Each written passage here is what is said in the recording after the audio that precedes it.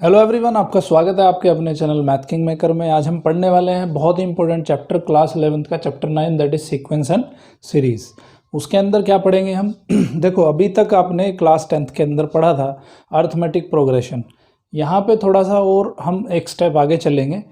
आज हम पढ़ने वाले हैं सीक्वेंस के बारे में और सीरीज के बारे में, दोनों में क्या डिफरेंस है। उसके बाद कुछ एग्जाम्पल्स डिस्कस करेंगे। उसके बाद अर्थमेटिक प्रोग्रेशन आप ऑलरेडी क्लास 10 में पढ़ चुके हो, तो वही है। उसमें बस एक टॉपिक एक्स्ट्रा है। क्या एक्स्ट्रा है कि उसमें अर्थमेटिक मीन का एक टॉपिक एक्स्ट्रा है बस, नहीं तो बाकी सेम टॉपिक आपका टोटली क्लास 10th वाला टॉपिक है। ऑलरेडी मैंने अपलोड कर दिया है क्लास 10th का अर्थमेटिक प्रोग्रेशन।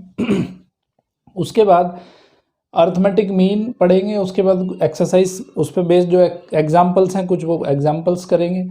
फिर हम पढ़ेंगे ज्योमेट्रिक प्रोग्रेशन। यहाँ पे एक एडवांस वर्जन है अर्थमेटिक प्रोग्रेशन का, ज्योमेट्रिक प्रोग्रेशन। ठीक है, तो ज्योमेट्रिक प्रोग्रेशन के बारे में पढ़ेंगे। यहाँ पे ज्योमेट्रिक प्रोग्रेशन में जनरल टर्म क्या होती है, उसका सम कैसे निकालते हैं और ज्योमेट्रिक मीन कैसे फाइंड करते हैं। ठीक है, रिलेशन जो है अर्थमेटिक मीन और ज्योमेट्रिक मीन के बीच क्या रिलेशन है, और सम टू एन टर्म्स कुछ स्पेशल सीरीज होती हैं।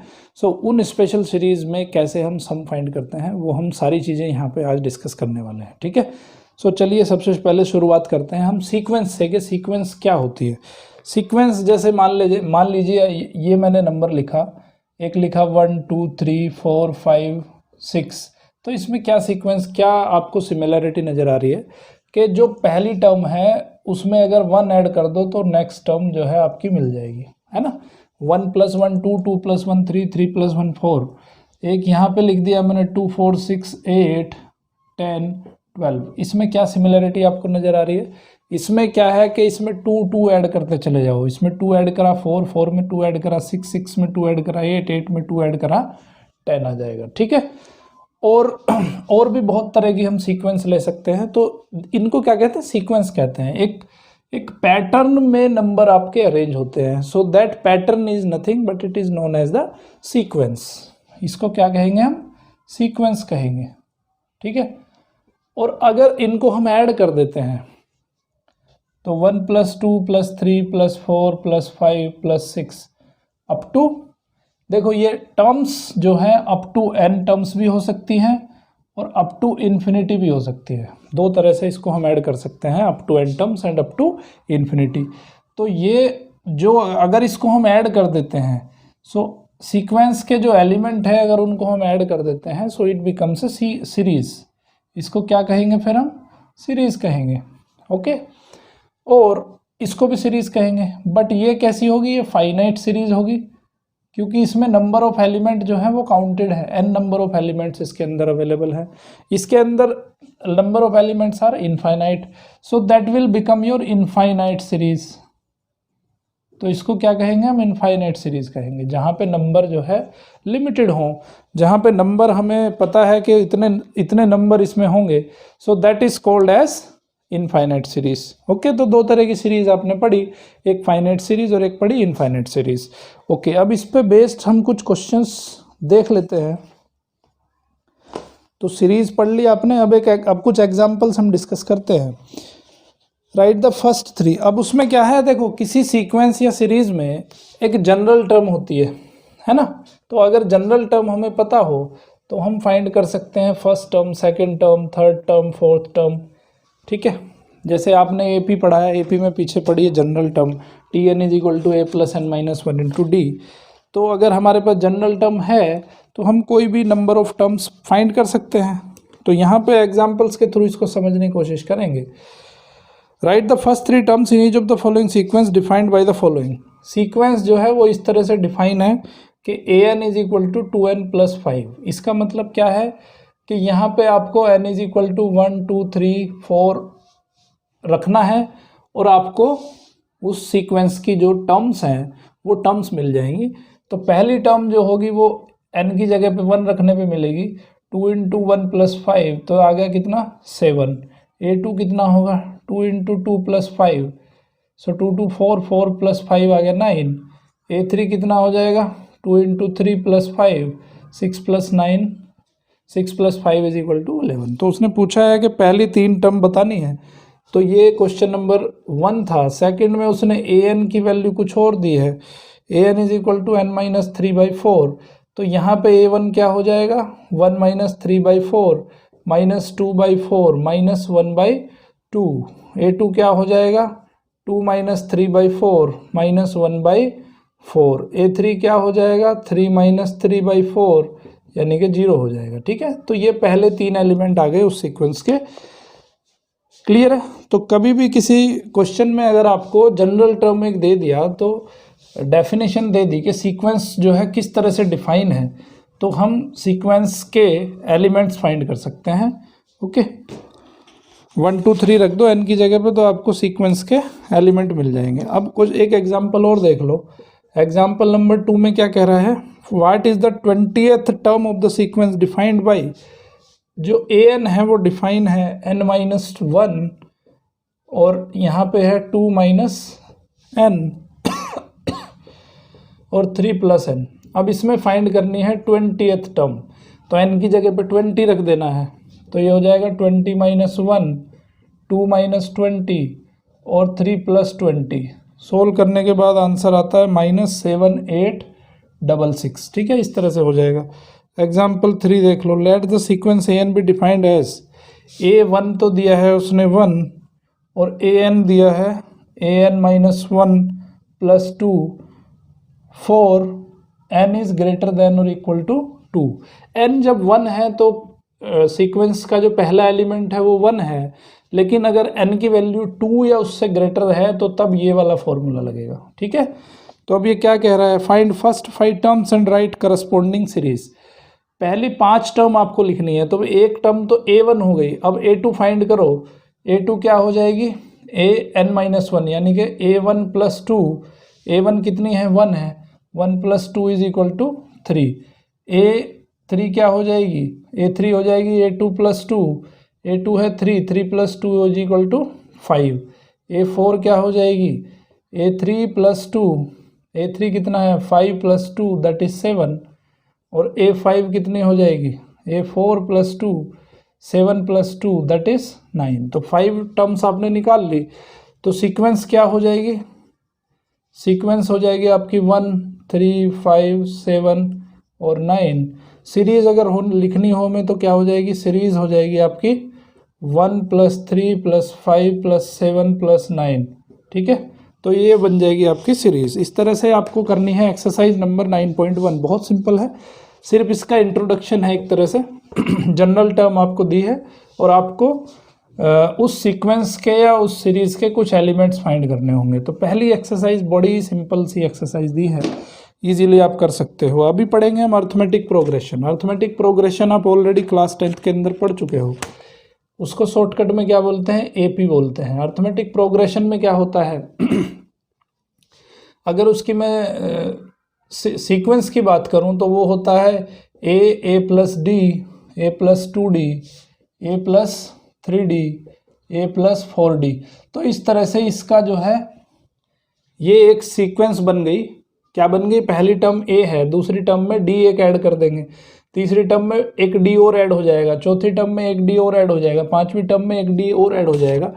सो यहाँ पे ए क्या है, a is the first element, first term कह दो इसको, और डी को क्या कहेंगे, कॉमन डिफरेंस कहते हैं, क्योंकि किन्हीं भी दो टर्म्स के बीच में जो डिफरेंस मिलेगा आपको वो डी मिलेगा। ए प्लस डी में से ए माइनस करो डी आ जाएगा, ए प्लस 2d में से ए प्लस डी माइनस करो डी आ जाएगा, ए प्लस 3d में से ए प्लस 2d माइनस करोगे तो डी आ जाएगा। तो इसलिए इसको क्या कहते हैं, कॉमन डिफरेंस कहते हैं। और इसकी जो nth टर्म होगी, nth टर्म आ जाएगी a plus n minus 1 into D. ठीक है, क्योंकि यहाँ पे देखो पहली टर्म में n की वैल्यू 0 है, इसका मतलब ये 0, d है ही नहीं पहली टर्म में। दूसरी टर्म में n की वैल्यू 2 रखो तो a प्लस 1d आ जाएगी।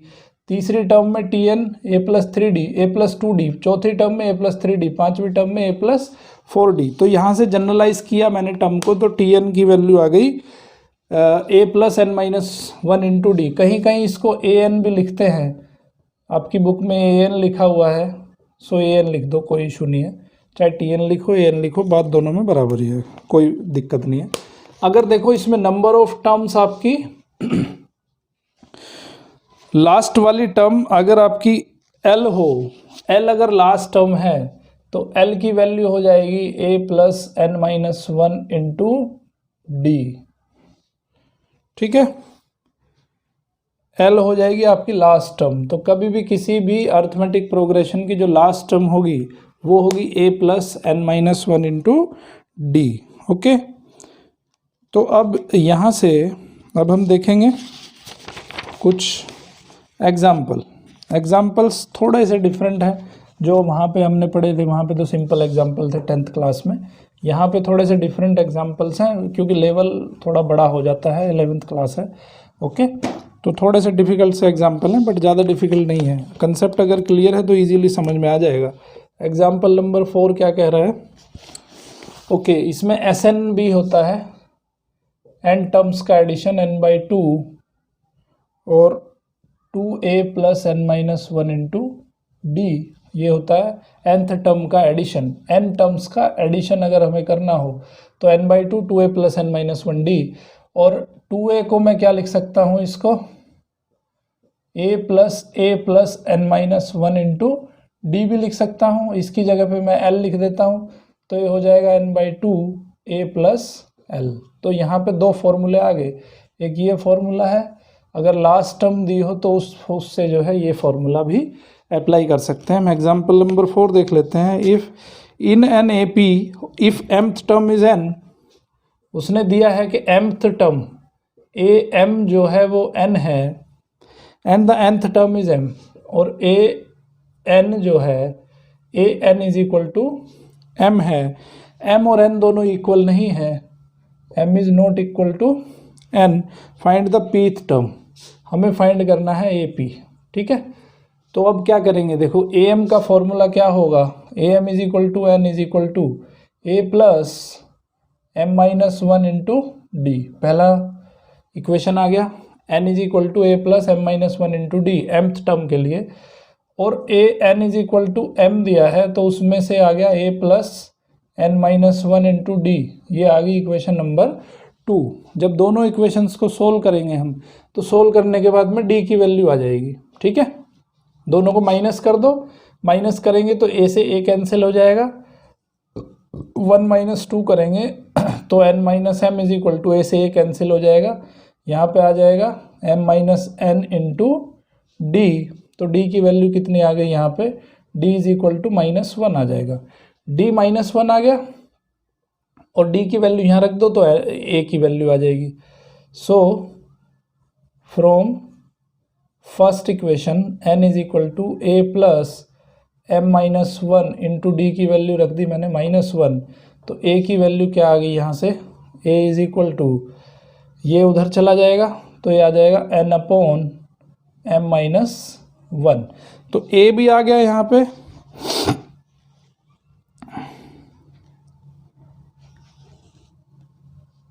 सॉरी ये गलत हो गया, a की वैल्यू ये उधर चला जाएगा तो a यहाँ से आ जाएगा m plus N minus one. ठीक है, ये माइनस है, उधर जाके पूरा प्लस हो जाएगा तो m माइनस वन बचेगा। सो a की वैल्यू आ गई m plus N minus one, ये a की वैल्यू आ गई। अब आपको निकालनी है ए पी क्या हो जाएगी, a plus p minus one into d, value रख दो। a की वैल्यू क्या है, m plus N minus one plus p minus one, और d की वैल्यू है -1, तो ये वैल्यू पुट कर दो बस, m plus N minus one minus p plus one, इससे ये कैंसिल हो गया तो क्या आ गया, m plus N minus p. तो उसकी जो pth टर्म आ गई वो pth टर्म आ गई m plus N minus p. ठीक है, अब देखते हैं एग्जाम्पल नंबर 5। सिंपल है, ये सब एग्जाम्पल्स ऐसे ही हो जाएंगे बहुत इजीली। एग्जाम्पल नंबर 5 देख लेते हैं। 5 भी कुछ इसी तरह का है। ओके, 5 में कह रहा है, 5 जो है सम के ऊपर है। If the sum of nth term of an AP is, sum of n term हमने पढ़ा है, वो दिया है उसने NP, sum of n terms of an AP is NP plus half n into n minus 1 Q, ठीक है, where P and Q are constant, find the common difference. Common difference हमें फाइंड करना है, ठीक है। तो कॉमन डिफरेंस कैसे find करेंगे? Simple, sum of n terms of, अब इसने ये Sn का फॉर्मूला दिया है, ठीक है। तो अब आपको पहले ये सम ऑफ एन टर्म्स है तो यहाँ पे S1 आ जाएगा। S1 मतलब sum of one terms. Sum of one terms मतलब क्या होगा? सम ऑफ वन टर्म्स मतलब फर्स्ट टर्म हो जाएगी। तो फर्स्ट टर्म क्या होगी? n की जगह पे 1 रख देंगे तो ये हो जाएगी 1 इंटू पी प्लस ये वाला पोर्शन 0 हो जाएगा क्योंकि 1 माइनस 1 0 हो जाएगा। तो पहली जो उसकी टर्म आ गई वो कौन सी आ गई? p आ गई। तो a1 आ गया आपका p, ठीक है। अब S2 फाइंड कर लो। S2 मतलब दो टर्म्स का एडिशन, ठीक है। S2 मतलब क्या होगा? a1 plus a2। तो यहाँ पे n की जगह 2 रख दो तो ये हो जाएगा 2 into P plus half 2 into 2 minus 1 into Q. तो 2 से 2 कैंसिल हो गया तो ये आ गया 2p प्लस q। तो ये क्या आया आपका? a1 प्लस a2 आ गया। अब यहाँ से a2 की वैल्यू निकाल लो। a2 इज इक्वल टू हो जाएगा 2p plus q minus a1। a1 की वैल्यू p रख दो तो 2p plus q minus p, a की वैल्यू p है तो ये आ जाएगा p प्लस q, ठीक है। तो a1 a2 कितना आ गया? p प्लस q आ गया, ठीक है। अभी आप क्या देख रहे हो? अब इसका कॉमन डिफरेंस क्या आ गया? d। d क्या होता है? a2 minus a1। तो p plus q minus p that is equals to q। तो यहाँ पे जो कॉमन डिफरेंस आ गया वो कितना आ गया? q आ गया। कॉमन डिफरेंस ही हमें फाइंड करना है इसमें, ओके। अभी देखते हैं एग्जाम्पल नंबर 6। समझ आ रहा है ना?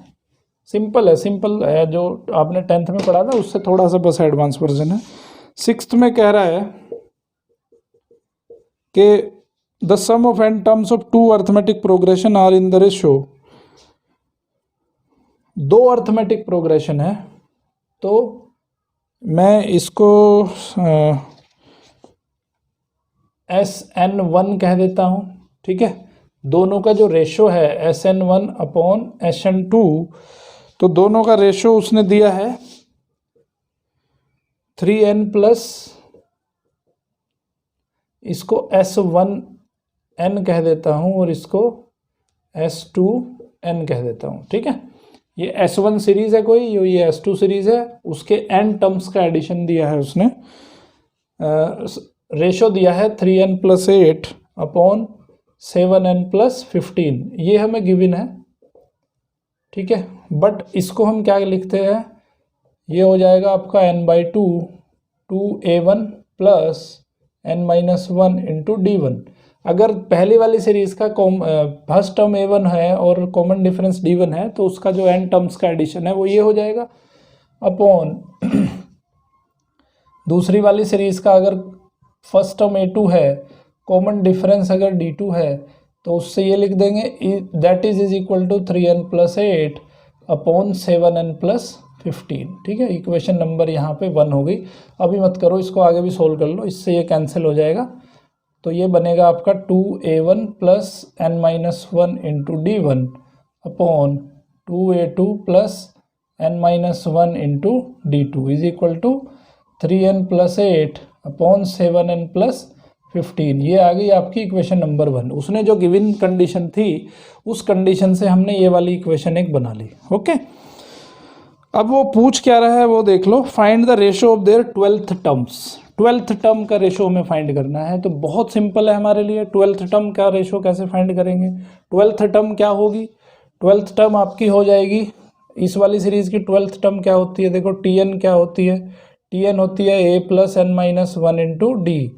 तो 12th टर्म क्या हो जाएगी? t12 हो जाएगी a प्लस 11d। तो हमें क्या फाइंड करना है कि a1 प्लस 11d हमें फाइंड करना है a1 plus 11d1 upon a2 plus 11d2, okay.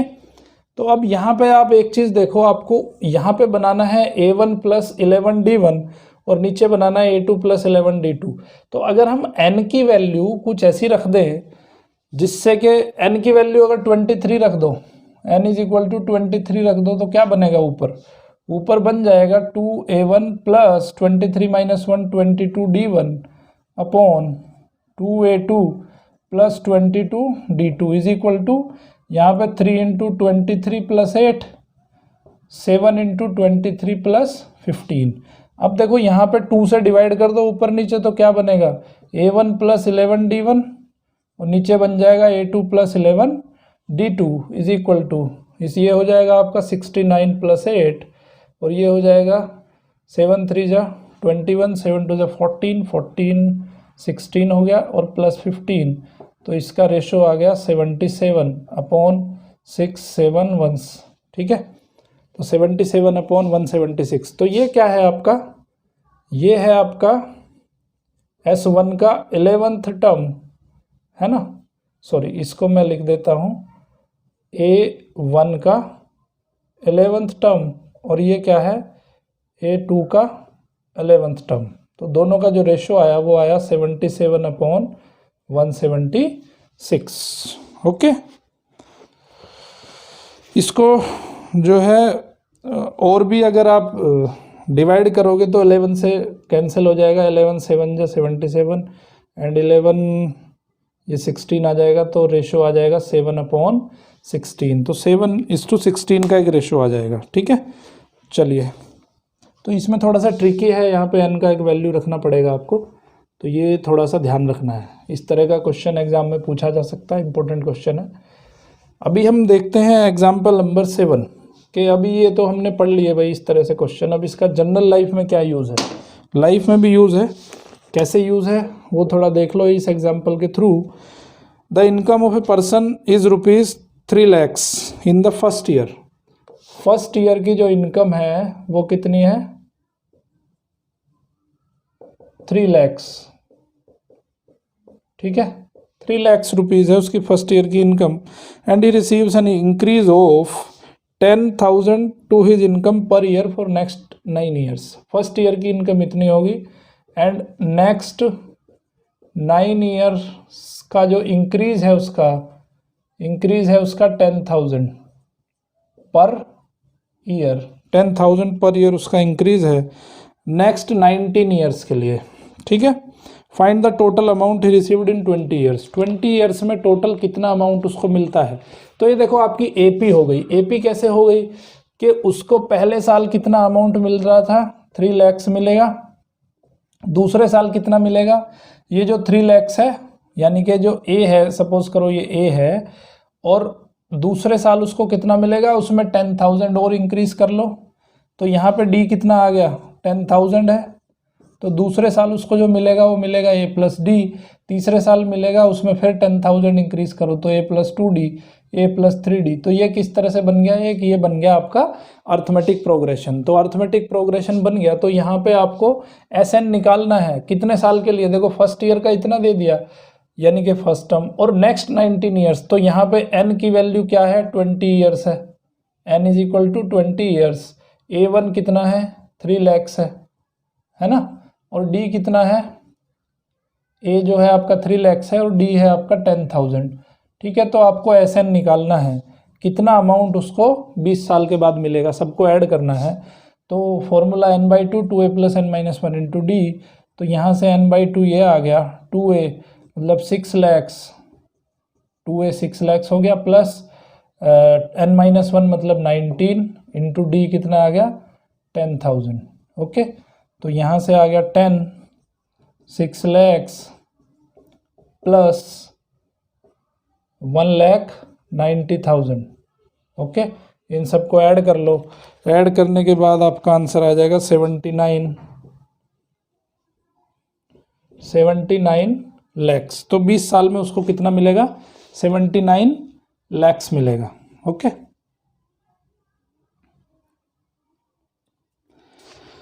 Okay, अभी पढ़ेंगे हम अर्थमेटिक मीन। अर्थमेटिक मीन क्या होता है, देखो जैसे आपने मीन पढ़ा है, मीन आप पहले भी पढ़ चुके हो लोअर क्लासेस में। तो मीन कैसे फाइंड करते हैं किसी भी दो क्वांटिटी का, दोनों क्वांटिटी को ऐड कर दो, 2 से डिवाइड कर दो तो वो हो जाता है मीन, तो उसी को कहते हैं हम यहाँ पे अर्थमेटिक मीन।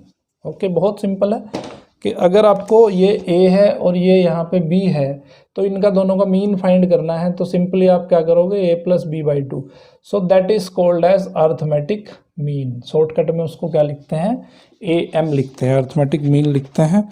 अब यहाँ पे क्या है कि अर्थमेटिक मीन का मतलब क्या है, जैसे आपने लिखा, एक नंबर लिखा आपने 2, एक नंबर लिखा 10, तो दोनों का अर्थमेटिक मीन क्या है, अर्थमेटिक मीन दोनों को ऐड कर देंगे, 2 + 10/2, तो कितना हो जाएगा, 6 हो जाएगा। तो इसके बीच में एक एलिमेंट आएगा, कहीं पे 6 आएगा। तो क्या और भी अर्थमेटिक मीन हो सकते हैं इसके बीच में, 2 और 10 के बीच में कितने अर्थमेटिक मीन हो सकते हैं, या कितने ऐसे एलिमेंट हो सकते हैं जो मिलके एपी बनाते हों। एपी बनाने वाले आपको अर्थमेटिक मीन अगर ढूंढने हैं, देखो पहला एलिमेंट क्या है आपका, 2 आ गया, पहला एलिमेंट आ गया आपका 2, है ना। अब यहाँ पे कितने ऐसे एलिमेंट बीच बीच में लगा सकते हैं हम कि आपका जो है एपी बन जाए, उस पर थोड़ा सा ध्यान देंगे। तो जैसे यहाँ पे 2 6 आया, 2 6 के बीच में भी एक नंबर लगा सकते हैं हम, जिसको जो इसका अर्थमेटिक मीन हो जाएगा। तो अभी हम उसके बारे में सीखेंगे कि भाई 2 नंबर के बीच में कितने अर्थमेटिक मीन हो सकते हैं। ओके, सो अगर मान लेते हैं हम कि 2 नंबर के बीच में n अर्थमेटिक मीन हमें लिखने हैं, ये एग्जाम में क्वेश्चन आता है, आपको 2 नंबर दिए जाएंगे और पूछेगा कि इनके बीच के अर्थमेटिक मीन लिखो आप, और इससे एपी बनाओ, एक अर्थमेटिक प्रोग्रेशन आपको बनाना है, ठीक है।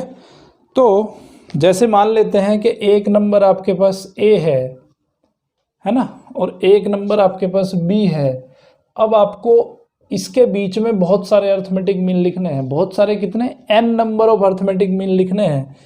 तो पहला एलिमेंट ए होगा और वो एपी में भी होना चाहिए। तो पहला एलिमेंट अगर ए होगा, दूसरा एलिमेंट ए प्लस डी होगा, तीसरा एलिमेंट ए प्लस 2d होगा, और यहाँ पे nth एलिमेंट क्या हो जाएगा, ए प्लस n-1 इंटू डी हो जाएगा, ठीक है, ए प्लस n-1 इंटू डी हो जाएगा। या मैं इसको क्या लिख देता हूँ, मान लेते हैं कि इसके बीच में मैं n अर्थमेटिक मीन लिख देता हूँ, ठीक है। कैसे, एक a1 लिख देता हूँ, एक a2 लिख देता हूँ, a3 लिख देता हूँ, और यहाँ पे जाके an हो जाएगा। मान लेते हैं कि इसके बीच में हमने n अर्थमेटिक मीन लिख दिए, तो टोटल नंबर ऑफ टर्म्स कितने हो जाएंगे इसमें, टोटल टर्म्स हो जाएंगी इसमें, देखो n तो अर्थमेटिक मीन है, और एक टर्म ये हो गई, एक टर्म ये हो गई, तो टोटल टर्म्स हो जाएंगी इसमें n+2। टोटल टर्म्स कितने हो गए, n+2।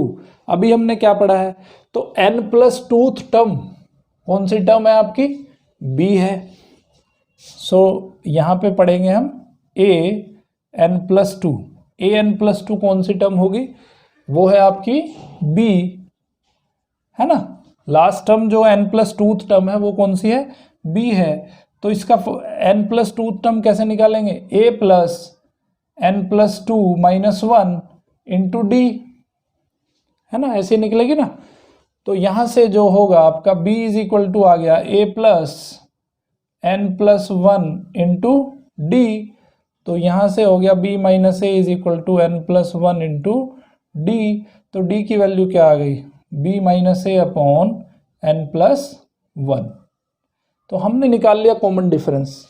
तो a1 क्या आ जाएगा, a1 हो जाएगा a प्लस डी की वैल्यू ये रख दो, a plus b - a upon n+1, ये हो जाएगा a1। a2 क्या हो जाएगा, a प्लस 2d हो जाएगा, सो a plus 2 into b - a upon n+1। इसी तरह से हम क्या करेंगे, an लिख देंगे, an क्या हो जाएगा, a प्लस nd हो जाएगा, तो a plus n into b - a upon n+1, ठीक है। तो ये मैंने आपको वर्किंग मेथड बताया कि हमें अगर 2 नंबर के बीच में बहुत सारे अर्थमेटिक प्रोग्रेशन निकालने हों, n number of arithmetic progression निकालने हों, तो उसको निकालने का तरीका ये है, ठीक है। इसमें क्या है कि कोई ये आपको फॉर्मूला याद नहीं रखना है, मैं ये फॉर्मूला आपको याद रखने के लिए बिल्कुल नहीं बोलूँगा, मैं वर्किंग प्रिंसिपल मैंने आपको समझा दिया।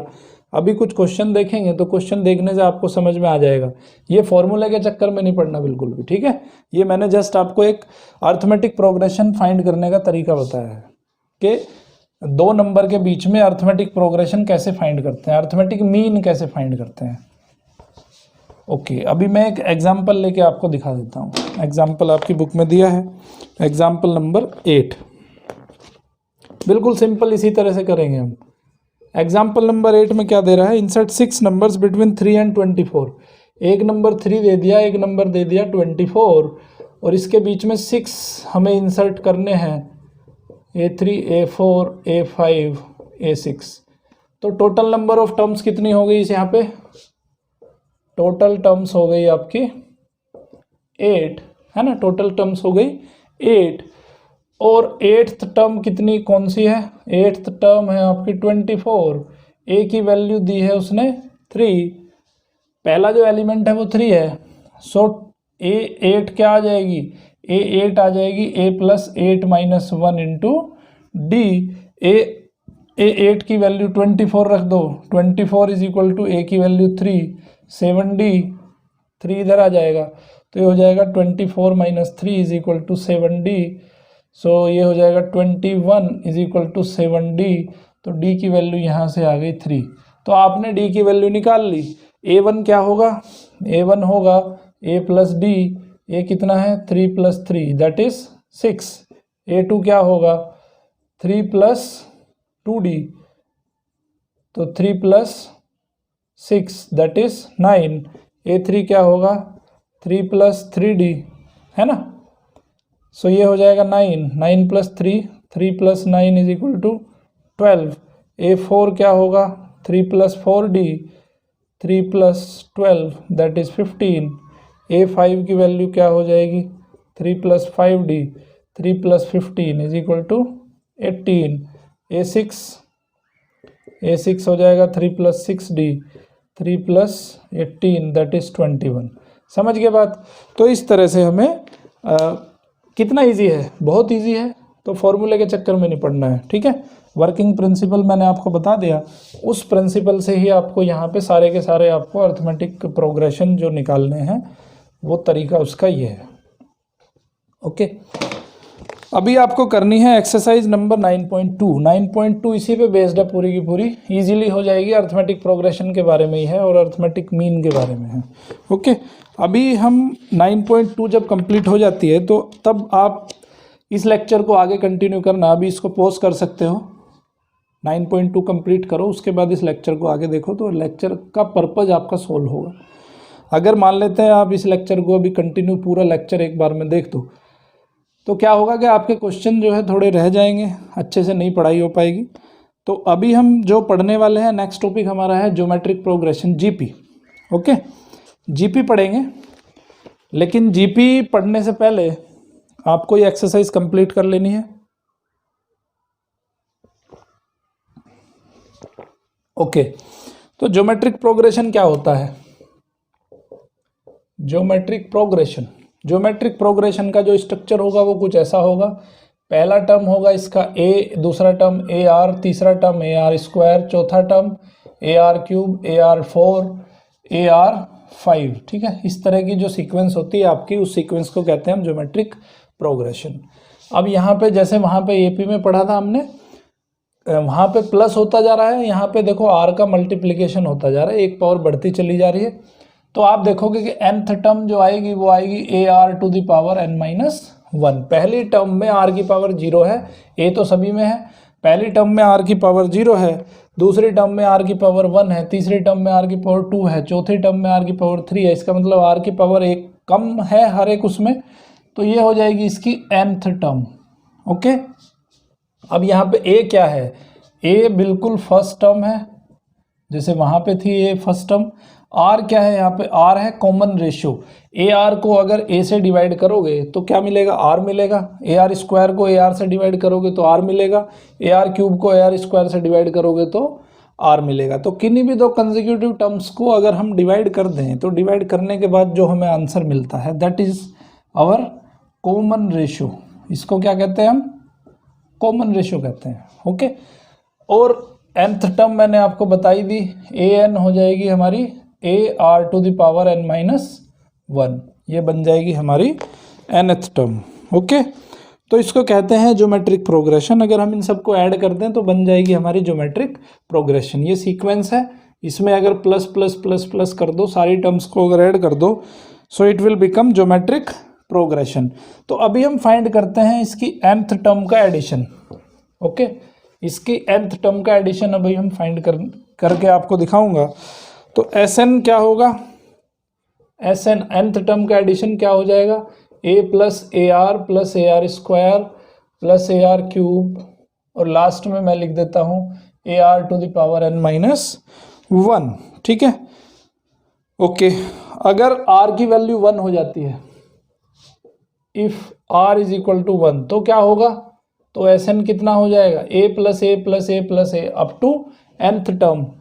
सो a plus a plus a, और लास्ट की जो nth टर्म होगी वो भी a होगी। तो a जो है कितनी बार ऐड हो रहा है, n टाइम्स ऐड हो रहा है, तो ये हो जाएगा, इसका आंसर हो जाएगा Na। ओके, तो अगर r की वैल्यू 1 है तो Sn हो जाएगा 1। अभी क्या करो आप, r इसमें मल्टीप्लाई कर दो, ये इक्वेशन नंबर 1 है।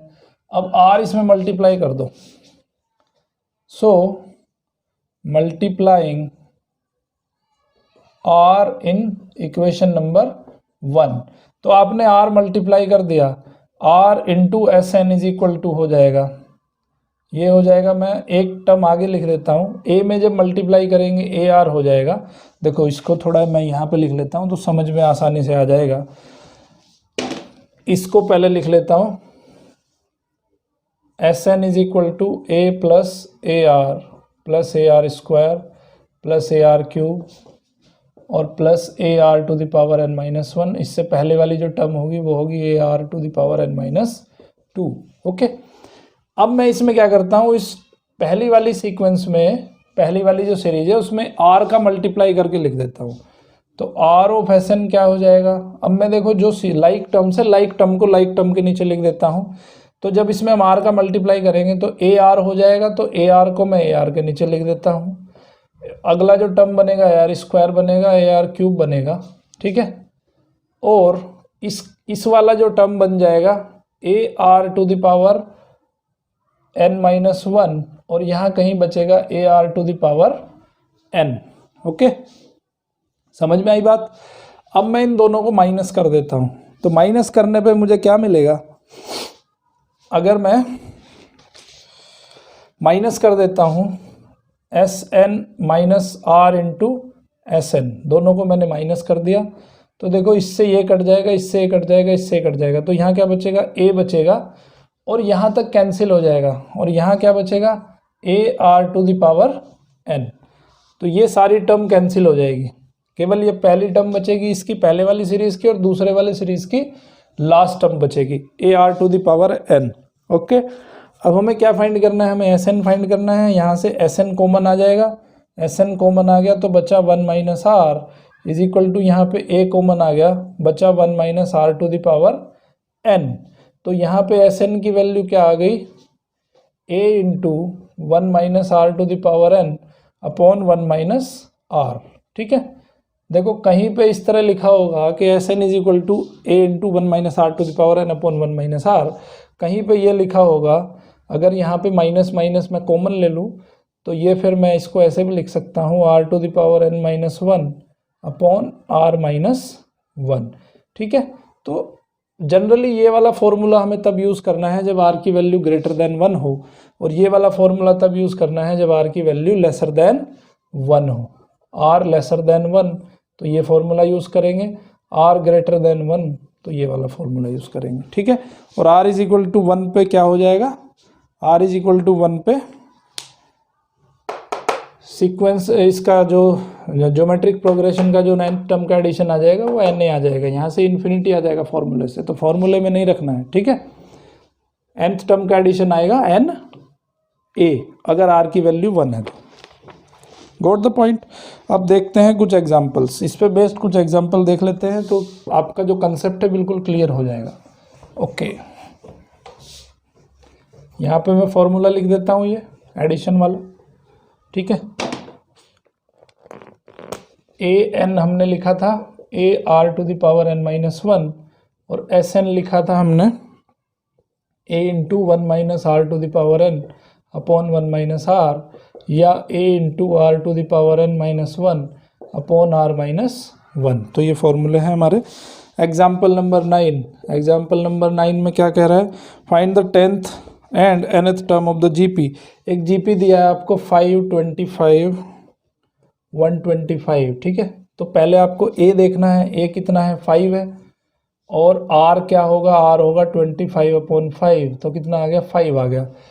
तो आर की वैल्यू आ गई यहाँ पे 5, ए की वैल्यू आ गई यहाँ पे 5। तो अब आपको निकालना है 20th टर्म। सो ए 10 क्या आ जाएगा, 10th टर्म निकालनी है। ए 10 क्या आ जाएगा, a are to the power 10 minus 1, a are to the power 9, a की वैल्यू 5 है, आर की वैल्यू 5 है, उसकी पावर 9, ठीक है। सॉल्यूशन कर लेना, आंसर बड़ा लंबा सा आ जाएगा। ओके, 5 टू द पावर 10 हो जाएगा, एक पावर ये है, 9 पावर ये है, और nth टर्म आ जाएगी इसकी ए एन क्या आ जाएगी, A are to the power N minus one. A की वैल्यू कितनी है 5 है, आर की वैल्यू कितनी है 5 है, इसकी पावर एन माइनस वन, तो 5 टू द पावर एन आ जाएगी, ठीक है। उसके बाद देखते हैं एग्जाम्पल नंबर 10। एग्जाम्पल नंबर 10 में क्या कह रहा है, which term the GP up to n term is 131072। ये एक जीपी दिया है उसने, जीपी क्या दिया है 2832, ठीक है, और इसका कोई टर्म है 131072। तो हमें ये फाइंड करना है कि इस जीपी में जो ये टर्म आएगा 131072 ये कौन सा टर्म है। तो ए की वैल्यू क्या है, यहाँ पे 2 है, फर्स्ट टर्म 2 है, और यहाँ पे आर की वैल्यू क्या है 8/2, 8/2 मतलब 4, तो आर इज इक्वल टू 4 है। तो ए और आर निकाल लिया आपने। अब हम उसका मान लेते हैं कि उसकी nth टर्म उसकी ये वाली है, okay. So let a N is equal to 131072। तो ए एन का मतलब क्या है, a are to the power N minus one. तो इसका मतलब है कि 131072 इज इक्वल टू ए की वैल्यू 2 है, आर की value 4, 4 to the power N minus one, ठीक है। अब हम क्या करते हैं इसको, क्योंकि ये कितना है 4 है और ये बाहर में 2 है, तो हम इसको 2 में ही कन्वर्ट कर लेते हैं। तो ये हो जाएगा 2 इंटू 2 टू द पावर 2, उसकी पावर n माइनस वन। तो इसको मैं लिख सकता हूँ 2 इंटू 2 की पावर 2n माइनस 2, और या इसको लिख देंगे 2 की पावर 2n माइनस वन, एक पावर ऐड हो जाएगी तो 2 की पावर 2n माइनस वन हो जाएगी। तो हमने क्या देखा कि भाई 2 की power 2n minus one is equal to 131072। अभी इसको देखो 131072 को किस में कन्वर्ट करना पड़ेगा आपको, 2 टू द पावर कुछ लिखना पड़ेगा, ठीक है। या इसका एक तरीका और भी है, एक तरीका तो ये है, दूसरा तरीका क्या है कि इसको यहीं 2 से डिवाइड कर लो, ठीक है। 2 से जब डिवाइड करोगे, या इसका जो यहाँ से 2 से डिवाइड करके भी ये 4 to the power n minus one, तो उससे भी हो जाएगा, ठीक है। यहाँ से इसको जब डिवाइड करोगे, अब इसको आगे करने की ज़रूरत नहीं है, आगे भी कर लो, चाहे 2 की पावर लगा के भी कर लो, ठीक है। यहाँ से भी हो जाएगा और ऐसे भी हो जाएगा, बुक में आपके ऐसे किया हुआ है। तो इसको डिवाइड करा हमने 2 से, तो 131072 divided by 2 is equal to 4 to the power n minus one. इसको डिवाइड करेंगे तो ये आ जाएगा 4 to the power n minus one is equal to 65536, 65536, और 65536 को मैं लिख सकता हूँ 4 टू द पावर 8, ठीक है। इसको क्या लिख सकता हूँ, 4 टू द पावर 8 लिख सकता हूँ। तो दोनों का सेम बेस का कंपैरिजन कर लेंगे। तो इसका मतलब क्या है कि n minus one is equal to 8, तो n की वैल्यू कितनी आ गई 9 आ गई, ठीक है। तो इसका मतलब क्या है कि 9th टर्म आपकी क्या है 131072 है, ओके। कैलकुलेशन थोड़ा ज़्यादा है इसमें, ओके। अभी देखते हैं हम एग्जाम्पल नंबर 11 में क्या है, इन्हें GP the third term is 24, six term is 192, find the 10th term. अगर 2 टर्म आपको दी हो तो आपको एक तीसरी टर्म फाइंड करना है। तो उसमें क्या करेंगे, देखो जैसे हमने सेम एपी में किया था, एपी में अगर 2 टर्म आपको देते थे तो वहाँ से 2 इक्वेशन बनती थी, उन दोनों इक्वेशन को सोल्व करके आप ए और डी निकालते थे। यहाँ भी ऐसा ही है। एग्जाम्पल नंबर 11 में क्या है कि ए3 क्या होगा भाई, AR⁴ 2 AR स्क्वायर होगा A3। और क्या कह रहा है, ये दिया है उसने 24 और A6 दिया है उसने AR⁵ होगा और ये दिया है उसने 192। दोनों को अगर डिवाइड कर दो A6 by A3 AR⁵ AR square is equal to 192/24, इससे कट के 8 आ जाएगा, ए से ए कैंसिल हो गया तो ये बचेगा R³ इज इक्वल टू 8 यानी कि 2³ कंपैरिजन करेंगे तो R की वैल्यू कितनी आएगी, 2 आ जाएगी।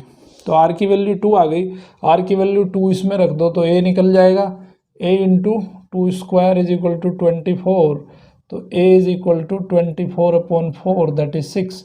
तो A की वैल्यू यहाँ पे क्या आ गई, 6 आ गई। A की वैल्यू पता चल गई आपको, R की वैल्यू पता चल गई। तो अभी आपको 10th टर्म निकालनी है। A10 क्या हो जाएगा, A इंटू R⁴ 9 हो जाएगा। A की वैल्यू 6 है, 2⁹9। ठीक है, जो आंसर है उसको लिख दो, 3072 आएगा आंसर। कैलकुलेशन थोड़ी ज़्यादा है इसमें।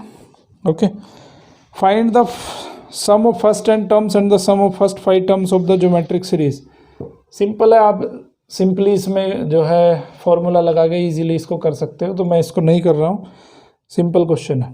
ओके, उसके बाद example number 13, how many terms of the GP are needed to give the sum 3069/512। ये देखो क्वेश्चन देख लें, देखने वाला है। एग्जांपल नंबर 13, उसमें जीपी जो दिया है वो दिया है आपका 3/2 3/4। ठीक है, ये जीपी है, तो इसमें ए की वैल्यू 3 है, आर की वैल्यू 3/2/3, 3 से 3 कैंसिल हो गया तो आर की वैल्यू है 1/2, आर इज इक्वल टू 1/2। तो कह रहा है how many terms of the GP are needed to give the sum. अब ये कह रहा है कि भाई SN जो है वो 3069/512 है, तो N की वैल्यू फाइंड करो।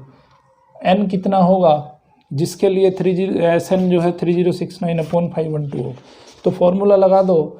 SN is equal to, r की वैल्यू क्या है यहाँ पे, लेस देन 1 है, तो ये वाला फॉर्मूला लगेगा। SN इज इक्वल टू ए की वैल्यू 3 है, 1 माइनस आर कितना है 1/2 to the power n upon 1 minus r 1 minus 1/2। ठीक है, और SN की वैल्यू कितनी दे रखी है उसने 3069/512। यहाँ पे n निकाल लेंगे बस हम, तो ये हो जाएगा 1 माइनस 1/2 1/2 आ जाएगा, 2 ऊपर चला जाएगा, 6 हो जाएगा।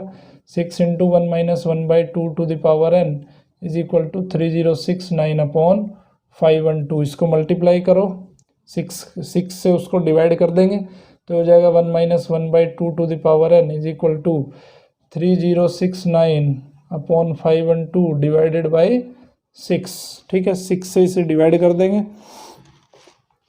तो, और अब क्या करेंगे, इसको उधर ले जाओ, इसको इधर ले आओ, तो ये हो जाएगा 1 minus 3069/512 into 6 is equal to 1/2 to the power n। तो अभी देखो इसको जब आप डिवाइड करोगे, यहाँ पे आ जाएगा 512 इंटू 6, 512 इंटू 6 कितना हो जाएगा, 6 2 = 12, 6 1 = 6 and 1 7, 6 5 = 30, 3072 minus 3069 is equal to 1/2 to the power n। कितना बचेगा, 3 बचेगा, तो यहाँ पे जो आ जाएगा वो बचेगा 3/512 into 6 is equal to 1/2 to the power n। 3 से ये कैंसिल हो गया तो ये आ गया 1/2 की पावर कितनी 8 आ जाएगी, इज इक्वल टू 1/2 की पावर कितनी n। तो n की वैल्यू क्या आ गई यहाँ पे 8 आ गई। ठीक है, सिंपल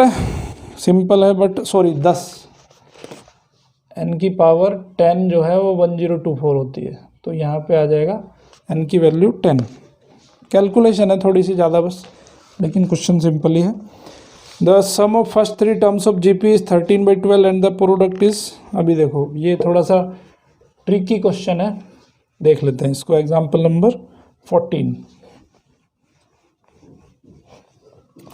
ओके, ये कह रहा है कि the sum of first 3 terms of GP is 13/12।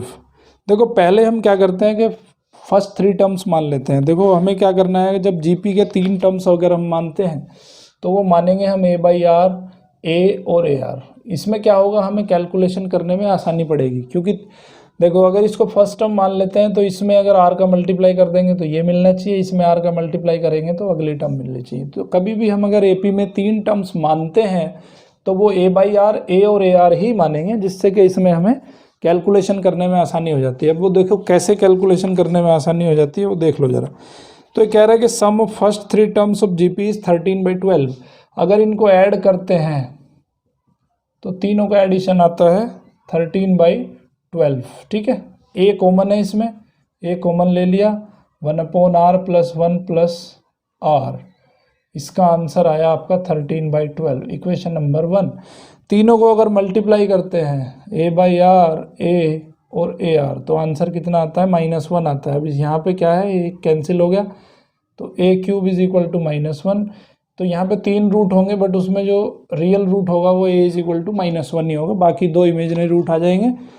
तो a की वैल्यू आ गई यहाँ पे -1, a की वैल्यू -1 यहाँ पे रख दो, -1 यहाँ पे रखोगे तो इक्वेशन बनेगी आपकी, -1 को उधर ले जाओ तो यहाँ पे हो जाएगा 1/r + 1 + r = -13/12। r यहाँ पे एलसीएम हो गया, 1 + r + r² = -13/12। ये बन गई आपकी कैसी इक्वेशन, क्वाड्रेटिक इक्वेशन बन जाएगी। तो ये हो जाएगा 12 + 12r + 12r² = -13r। यहाँ से अब 12r² + 25r + 12 = 0। इस इक्वेशन को सोल्व कर सकते हो आप क्वाड्रेटिक से। तो यहाँ पे जो सॉल्यूशन आ जाएगा, आपका सॉल्यूशन आ जाएगा r = -3/4।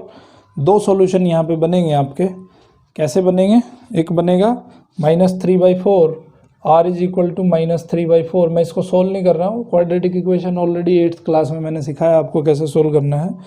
r = 3/4 और r = -4/3, r की 2 वैल्यू आ गई यहाँ से। ठीक है, तो a की वैल्यू 1 है, तो अगर r की वैल्यू -3/4 है तो सीरीज क्या बन जाएगी, -1 × -3/4। एक तो ये बनेगा पहला टर्म, दूसरा टर्म बनेगा -1, तीसरा टर्म बनेगा, दोनों का मल्टीप्लाई कर दोगे तो 3/4 आ जाएगा। तो ये क्या बनेगा, 3/4 -1, सॉरी उसमें डिवाइड करना है ना, तो ये हो जाएगा 4/3, ये डिवाइड में है, -1 डिवाइडेड बाई -3/4 और यहाँ पे मल्टीप्लाई में है, तो ये हो जाएगा 4/3। तो ये हो जाएगा 4/3 -1 3/4। ठीक है, एक तो ये कॉम्बिनेशन आ गया आपका 3 टर्म्स का। दूसरा कॉम्बिनेशन अगर -4/3 है तो उसमें आ जाएगा उल्टा, तो वो बन जाएगा 3/4 -1 और 4/3। तो एक ये पे ये बनेगा, तो दोनों में से कोई सी भी बना लो, तीनों टर्म्स जो है सेम आएंगे। ओके, इस तरह से क्वेश्चन करना है। अभी हम एक नेक्स्ट क्वेश्चन करेंगे, एग्जाम्पल नंबर 15, थोड़ा सा ट्रिकी है, देख लेते हैं उसको। 15th क्वेश्चन में क्या कह रहा है कि find the sum of the sequence. अब इसमें क्या है कि आपको इसने दिया नहीं है कि ये जीपी है, एपी है, क्या है। तो अगर क्वेश्चन में आपको दिया नहीं है तो आपको खुद फाइंड आउट करना है कि कौन सी सीरीज़ है, एपी है, जीपी है या नहीं है, तो उसको बनाना है। तो एग्जाम्पल नंबर 15 में एक दिया है आपको SN = 7 + 77 + 777, और ये आपको फाइंड करना है अप टू n टर्म्स ये फाइंड करना है। तो सबसे पहला काम देखो, अब ये एपी नहीं है ना जीपी है, तो पहला काम आपको क्या करना है, इसमें 7 को पहले यहाँ पे कॉमन ले लेना है। तो क्या बचेगा, 1 + 11 + 111 और plus up to n terms. ठीक है, अभी मैं क्या करता हूँ, इसमें 9 का मल्टीप्लाई कर देता हूँ, तो 9 से मुझे डिवाइड करना पड़ेगा। तो इसमें बनेगा 9 + 99 + 999, ठीक है, up to n terms. Okay, अभी क्या करते हैं हम, इसमें 7/9 मैं 9 को लिख देता हूँ 10 - 1 99 को लिख देता हूँ 100 माइनस 1, 999 को लिख देता हूँ 10,000 माइनस 1, और ये कहाँ तक चलेगा, up to n terms, up to n terms ये चलने वाला है। अभी मैं क्या करता हूँ, इनको थोड़ा सेपरेट करके लिख देता हूँ। देखो 10 लिखा मैंने, प्लस 100 लिखा, प्लस 1000 लिखा, ठीक है। एक तो ये वाली सीक्वेंस बन जाती है हमारी, ये वाली सीरीज बन गई। और minus one minus one minus one कहाँ तक है, मैं इसको लिख देता हूँ 1, माइनस मैंने कॉमन ले लिया, 1 plus 1 plus 1 plus 1 to to n terms, n terms तक ये जाने वाला है। तो n टर्म्स तक जाने वाला है तो इनका समेशन कितना हो गया, n हो गया। तो मैंने क्या लिखा, 7/9, ये क्या बना, इसको मैं GP बना लेता हूँ, 10 plus 10 into 10 plus 10 into 10 square, ठीक है, GP बन गई है।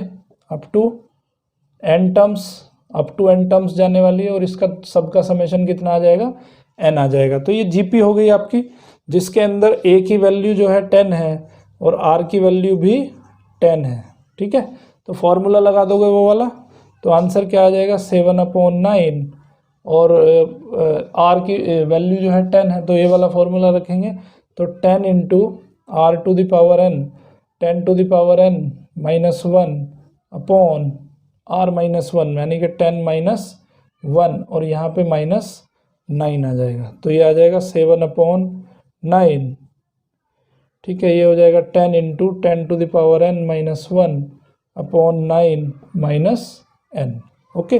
तो ये आ गया आपका जो है n टर्म्स का एडिशन, ओके।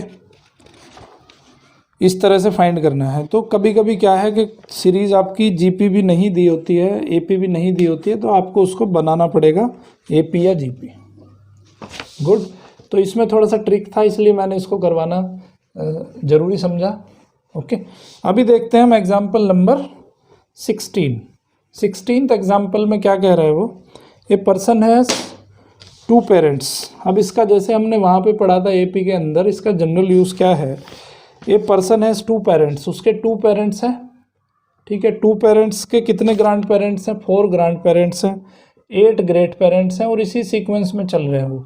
तो ये क्या देख रहे हो, अब GP देख रहे हो इसको, जिसके अंदर A 2 है और R है 4/2 या 8/4, तो कितना है 2, तो R की वैल्यू यहाँ पे 2 है। अब वो कह रहा है कि भाई 10 पीढ़ी के बाद find the number of ancestor during the 10 generation preceding his own. 10th generation पे, जो 10th जनरेशन थी उसमें कितने लोग थे सारे, वो बताना है आपको। अभी 2 हैं, 2 के 4 थे, पिछली जनरेशन में 4 थे, सेकंड जनरेशन में 4 थे, और थर्ड जनरेशन में वो 8 हो जाते हैं, फोर्थ जनरेशन में कितने होंगे, तो उसका 10th जनरेशन में फाइंड करना है हमें, यानी कि S10 फाइंड करना है।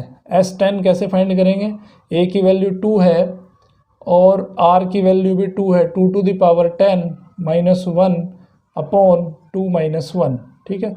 तो ये 1 हो गया, ये 2 हो गया, 2 टू द पावर 10 हमने बताया था 1024 माइनस 1, तो 2 इंटू 1023, तो कितना हो गया 2026 आ गया। तो उनके जो 2046, तो जो ग्रैंड पेरेंट्स थे 10th जनरेशन में वो कितने थे, कितने हो जाएंगे, 2046 हो जाएंगे, okay, total number of family. अब हम पढ़ेंगे ज्योमेट्रिक मीन। ज्योमेट्रिक मीन कैसे फाइंड करते हैं, ज्योमेट्रिक मीन जैसे हमने अर्थमेटिक मीन पढ़ा था उसी तरह से यहाँ पे ज्योमेट्रिक मीन है, बट थोड़ा सा डिफरेंस है। वो अगर A और B है, इसका हमें ज्योमेट्रिक मीन फाइंड करना है, तो वो होता है AB का अंडर रूट, इसको बोलते हैं ज्योमेट्रिक मीन। अब सेम प्रोसेस यहाँ पे भी है। सेम प्रोसेस क्या है कि भाई किसी 2 नंबर के बीच में कितने सारे ज्योमेट्रिक मीन हो सकते हैं, तो हम जैसे हमने वहाँ पे किया था वैसे ही इस प्रोसेस को यहाँ पे हम दोहराते हैं कि अगर A एक नंबर है और B दूसरा नंबर है, इसके बीच में मान लेते हैं A1 A2 और AN जो है ज्योमेट्रिक, सॉरी इसको G लिख लेते हैं। A तो मतलब अर्थमेटिक मीन हो गया, तो इसको G1 लिख लेते हैं, G2 लिख लेते हैं और यहाँ पे GN लिख लेते हैं। तो टोटल टर्म्स कितनी हो गई इसमें, सेम उसी की तरह टोटल टर्म्स हो गई इसमें n+2, और लास्ट टर्म कौन सी है उसकी, लास्ट टर्म है B। तो यहाँ पे AN+2 कितना है, B है, और AN+2 कितना हो जाएगा फॉर्मूले से आपका A R to the power n+2 - 1, तो b की वैल्यू क्या आ गई, a × r⁴n+1। तो यहाँ से r⁴n+1 क्या आ जाएगा, b/a आ जाएगा, यानी कि r क्या हो जाएगा, b/a की पावर 1/n+1। तो r की वैल्यू आपने फाइंड कर दी, r की वैल्यू फाइंड कर दी, तो g1 क्या हो जाएगा, g1 हो जाएगा ar। तो a और r है आपका b/a⁴ 1/n+1। तो इसी तरह से करेंगे, हमें यहाँ पे कोई फॉर्मूला याद नहीं रखना, ठीक है।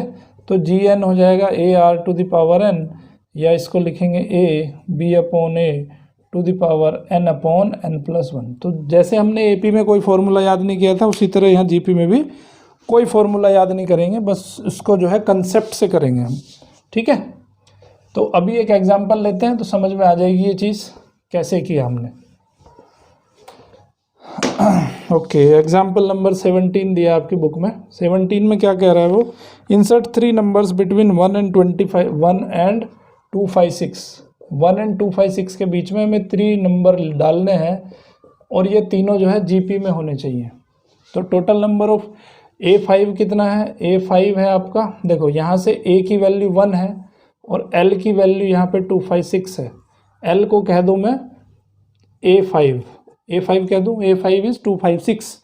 तो A5 इज इक्वल टू 256 और A5 कैसे क्या होगा, A × r⁴ होगा। तो 256 इज इक्वल टू A की वैल्यू 1 रख दी, r⁴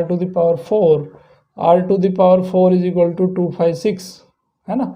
256 को फिर ओके, तो यहाँ पे हमने देखा कि r⁴ इज इक्वल टू 256। तो r की वैल्यू क्या रख सकते हैं हम, देखो -4 माइनस या प्लस दोनों में से कोई भी ले लो, 4 इज इक्वल टू 256 होती है। इसका मतलब r की वैल्यू क्या आ गई, +-4 आ गई, r की वैल्यू +-4 आ गई। लेकिन यहाँ पे r की वैल्यू माइनस नहीं हो सकती है क्योंकि आपका नंबर जो है इंक्रीजिंग ऑर्डर में है। तो 1, अब यहाँ पे g1 निकालो, g1 हो जाएगा ar, a की वैल्यू 1 है और r की वैल्यू 4 है, तो ये आ जाएगा 4। g2 निकालो, ये हो जाएगा ar², 1 × 4² यानी कि 16 हो गया। g3 हो जाएगा a × r³ यानी कि 1 × 4³, सो 16 6 96, तो ये आ जाएगा आपका 4, 16 एंड 96। तो यहाँ पे 3 टर्म्स आपकी इस तरह से आ गई हैं, ठीक है। अब हम पढ़ने वाले हैं रिलेशन बिटवीन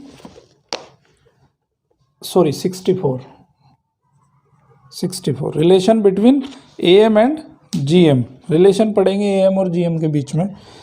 तो सिंपल है, बस हमें ये बताना है कि दो नंबर अगर अर्थ में AM, दो नंबर का AM और GM दोनों में से कौन सा जो है बड़ा होता है। तो अगर एक नंबर आपके पास A है, एक नंबर आपके पास B है, तो इसका AM क्या होता है, A + B/2 और GM क्या होता है, AB√। ओके, अब हम फाइंड करते हैं, इसको मैं A लिख देता हूँ, इसको मैं G लिख देता हूँ। तो A - G क्या हो जाएगा, A - G हो जाएगा आपका A + B/2 - AB√, ठीक है। तो मैं इसको लिख सकता हूँ, यहाँ पे 2 LCM ले लिया तो मैंने लिखा A + B - 2 ऑफ AB√। मैं इसको क्या लिख सकता हूँ, इसको लिख सकता हूँ A√² B√² -2 × AB√। तो ऊपर वाला एक फॉर्मूला बन गया, क्या बन गया, A√- B√² अभी देखो A√- B√² जब किसी भी नंबर का स्क्वायर हो रहा हो, चाहे वो अंदर में नेगेटिव हो चाहे पॉजिटिव हो, तो it is always greater than 0। वो ये जो आंसर आएगा आपका हमेशा पॉजिटिव आएगा, और पॉजिटिव नंबर को 2 से डिवाइड करेंगे तो वो ऑलवेज ग्रेटर देन 0 होगा। इसका मतलब क्या है कि A - G is greater than 0, that means A is greater than G। तो आपको ये ध्यान रखना है कि अर्थमेटिक मीन हमेशा ज्योमेट्रिक मीन से बड़ा होता है। ओके, अभी हम करेंगे एग्जाम्पल नंबर 18, इसी पे बेस्ड है, अर्थमेटिक मीन और ज्योमेट्रिक मीन के ऊपर बेस्ड है, उसको देख लेते हैं यहाँ पे। ओके, तो एग्जाम्पल नंबर 18 क्या कह रहा है, if AM and GM of 2 positive number AB are 10 and 8। Example number 18, ए दिया है उसने 10 और जी दिया है उसने 8। एक ए 10 का मतलब क्या है कि A plus B by 2 is equal to 10, यानी कि A plus B is equal to 20, equation number 1। और 8 का दिया है, इसका मतलब A B under root is equal to 8 या A B is equal to 64, equation number 2। Okay, अब यहाँ से क्या करो आप, या तो यहाँ से b उठा के यहाँ रख दो या यहाँ से b उठा के यहाँ रख दो, तो दो इक्वेशन बन जाएगी। वहाँ से आपको क्या हो जाएगा, या एक काम करो, a माइनस बी का होल स्क्वायर क्या होता है, a square plus B square minus 2ab होता है। ठीक है, यही होता है ना। ओके, तो यहाँ पे इसको मैं क्या लिख सकता हूँ, इसको मैं लिख सकता हूँ A square plus B square plus 2ab minus 4ab लिख सकता हूँ, है ना, ये लिख दिया। इसको क्या लिख सकता हूँ, इसको लिख सकता हूँ a प्लस बी का होल स्क्वायर माइनस 4ab। तो अब यहाँ पे क्या करो, वैल्यूज़ रख दो आप।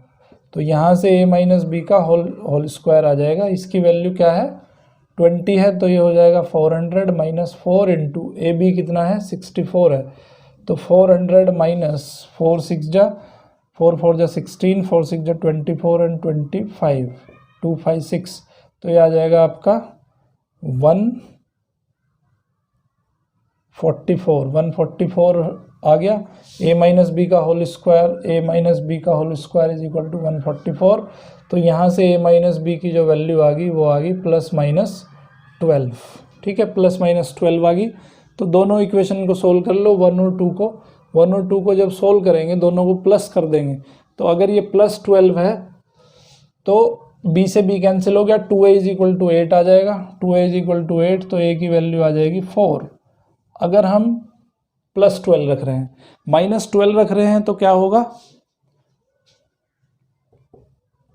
सॉरी, अगर प्लस 12 रख रहे हैं तो दोनों को ऐड किया था हमने, तो 20 प्लस 12 हो गया 32, तो ये हो जाएगा 32, तो a की वैल्यू आ जाएगी 16। और अगर ये माइनस 12 रख रहे हैं तो a की वैल्यू आ जाएगी 4। ठीक है, तो जब a की वैल्यू 16 है तो b की वैल्यू 4 आ जाएगी, और जब a की वैल्यू 4 है तो b की वैल्यू 16 आ जाएगी। इसका मतलब क्या है कि वो दो नंबर कौन से नंबर हो गए, या तो 4 16 कह लो या 16 4 कह लो, बात तो एक ही है, कोई सा भी कह सकते हो आप। ठीक है, तो ये हो गया आपका एग्जाम्पल नंबर 18। उसके बाद है आपकी एक्सरसाइज नंबर 9.3। 9.3 थोड़ी बल्कि एक्सरसाइज है, थोड़ी लेंदी एक्सरसाइज है, टोटली इसी पे बेस्ड है जो मैंने आपको यहाँ पे कवर करवाया है। ओके, जब एक्सरसाइज नंबर 9.3 हो जाए तो इस लेक्चर को तभी आगे आपको देखना है। अगर 9.3 नहीं होती है तो इस लेक्चर को यहीं पे पॉज कर दो, और जब तक आपकी 9.3 नहीं होती तो इस लेक्चर को देखने का कोई फ़ायदा नहीं है। ओके, तो अभी अगर आप इस लेक्चर को देख रहे हो तो इसका मतलब ये है कि आपने एक्सरसाइज 9.3 कंप्लीट कर ली है। कभी जो भी अगर कुछ डाउट उसमें आ रहे हैं आपको, तो वो डाउट आप कमेंट बॉक्स में जाके ज़रूर लिखें, जिससे कि आपका डाउट क्लियर हो सकता है। ओके, तो अब हम क्या पढ़ेंगे, कुछ स्पेशल सीरीज़ के बारे में पढ़ेंगे। स्पेशल सीरीज़ क्या होती है हमारी, जैसे मान लो 1 + 2 + 3 + 4 अप टू n टर्म्स, इसको अगर हमें ऐड करना है तो उसको मैं लिख सकता हूँ समेशन की फॉर्म में, समेशन k = 1 to n। ठीक है, समेशन मतलब क्या है कि यहाँ पे मैंने एक सिंबल लिख दिया, इसको समेशन बोलते हैं, और यहाँ पे k लिख दिया। k की वैल्यू अगर 1 से लेके n तक मैं लेके जाऊँ, उन सबको ऐड कर दूँ तो क्या बनेगा, 1 + 2 + 3 + 4 अप टू n टर्म्स। तो यहाँ ये AP है आपकी, AP की हेल्प लेते हुए n टर्म्स का एडिशन फाइंड कर सकते हो। Sn = n × n + 1/2 बन जाएगा। ठीक है, तो सिंपल है।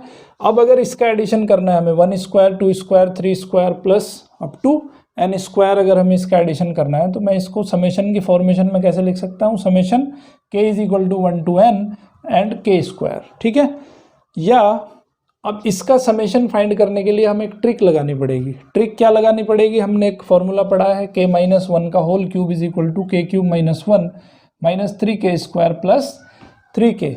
ये फॉर्मूला पढ़ा है हमने, सभी जानते हैं। तो अभी k³ - k - 1 क्यूब अगर मैं करूं तो मुझे क्या मिलेगा, 3k² - 3k + 1 मिलेगा। ओके, अभी मैं क्या करने वाला हूं, इसमें k = 1 2 3 अप टू n में रखने वाला हूं। तो ये क्या बन जाएगा आपका, जब 1 रखूँगा तो ये बनेगा 1 cube minus 0 cube is equal to 3 into 1 square minus 3 into 1 plus 1। 2 रखूँगा तो 2 cube minus 1 cube is equal to 3 into 2 square minus 3 into 2 plus 1। 3 रखूँगा तो 3 cube minus 2 cube is equal to 3 into 3 square minus 3 into 3 plus 1। इसी तरह से अगर n रखूँगा, k की जगह अगर n रखूँगा तो यहाँ बनेगा n cube minus n minus 1 cube is equal to 3 into n square minus 3 into n plus 1 बच जाएगा। ठीक है, अब इन सबको मैं ऐड कर देता हूँ। ऐड करने पे क्या मिलेगा, देखो इससे ये क्रॉस कटते चले जाएंगे। ये 1 cube minus 1 cube, 2 cube minus 2 cube, 3 cube minus 3 cube, तो इसी तरह से लास्ट में n माइनस 1 क्यूब भी कैंसिल हो जाएगा। तो क्या बचेगा यहाँ पे, n क्यूब बचेगा। n cube is equal to, देखो यहाँ पे इन सबको ऐड करो, 3 सब में कॉमन आ रहा है और क्या बचेगा 1 square 2 square 3 square up to n square, ये बच गया। माइनस यहाँ पे 3 कॉमन आ रहा है, क्या बचा 1 प्लस 2 प्लस 3 प्लस n बचा। तो मैं इसको क्या लिख सकता हूँ, यहाँ फॉर्मूला लगा के n इंटू एन प्लस 1/2 लिख सकता हूँ, n इंटू एन प्लस 1/2। और यहाँ पे देखो 1 कितनी बार ऐड हो रहा है, n टाइम्स ऐड हो रहा है, तो मैं इसको लिख दूँ यहाँ पे n। हमें क्या फाइंड करना है, हमें ये वाला फाइंड करना है। ठीक है, इसको समेशन की फॉर्म में लिख दो, थोड़ा छोटा हो जाएगा। तो इसको यहाँ पे सोल्व कर लेते हैं। तो ये बनेगा आपका, इन सबको इधर ले जाओ, इसको एक तरफ रखो, तो ये बनेगा summation n is equal to 1 k is equal to 1 to n k square is equal to, इसको मैंने एक तरफ ही रखा। उधर मैंने क्या किया, n क्यूब माइनस n और प्लस 3 इंटू एन प्लस 1/2 रख दिया। ओके, अब यहाँ पे देखो n सब में कॉमन है, 3 को भी मैं इधर ही ले आता हूँ, तो यहाँ पे क्या हो जाएगा, ये 3 इधर आ जाएगा। पहले इसको 3 को इधर रहने देते हैं, पहले यहाँ पे 2 एक तो एलसीएम ले लेते हैं और n कॉमन ले लेते हैं। तो क्या बचेगा यहाँ पे बचेगा 2n स्क्वायर माइनस 1 प्लस यहाँ पे 3 बचेगा 3n प्लस 3। ओके, ये बच जाएगा। अब ये 3 भी इधर लेके आ जाओ, तो 3 इधर लेके आ जाएंगे तो बनेगा हमारा summation k is equal to 1 to n k square is equal to, यहाँ पे लिख दो 6, n यहाँ पे ऑलरेडी है, तो ये बचेगा 2n स्क्वायर प्लस 3n और प्लस 2। इसके फैक्टर कर लो, इसके फैक्टर करेंगे तो 4 2n square plus 3n plus 2, इसके फैक्टर करेंगे हम। तो पेयरिंग मेथड से इसके फैक्टर कर लो, 2n square plus 2n plus n plus ये तो 3 बचा ना, यहाँ पे 3 माइनस 1, ये हो जाएगा 3n प्लस 3, ये 2 बचेगा ना यहाँ पे, ये 2 बचेगा यहाँ पे।